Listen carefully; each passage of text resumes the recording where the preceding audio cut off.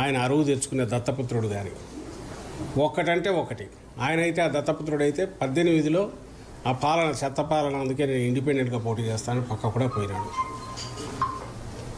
వీళ్ళిద్దరూ తండ్రి కొడుకులైన ఇదిగో మేము 14-19 మధ్య ఇది చేశాం, మా పాలన జగన్మోహన్ రెడ్డి గారి కంటే ఇందులో బాగుంది, మాకు ఓట్లు వేయండి అని ఒక్కరోజన్నా అడుగుతున్నారా? నోరు తెరిస్తే తిట్లు బూతులు తప్ప.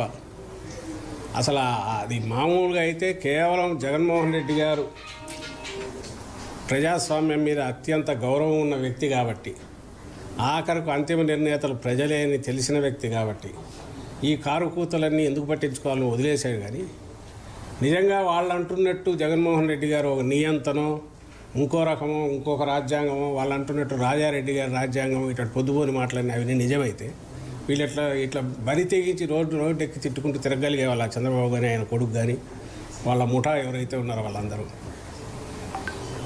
అవి తప్ప వేరే ఎందుకు మాట్లాడలేకపోతున్నారు? తిట్లు తప్ప. ఎక్కడైనా ఒక సహేతుకమైనవి కానీ లేదా ఒక ప్రాతిపదిక మీద కానీ వాళ్ళు ఏదైనా ఆరోపణలు కానీ విమర్శలు కానీ చేస్తున్నారా? ఒకటి లేదుగా.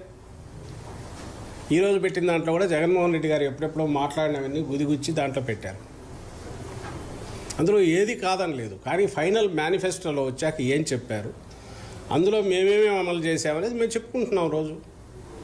అందులో ఏది కాదు నిజం కాదు చెప్పమనండి.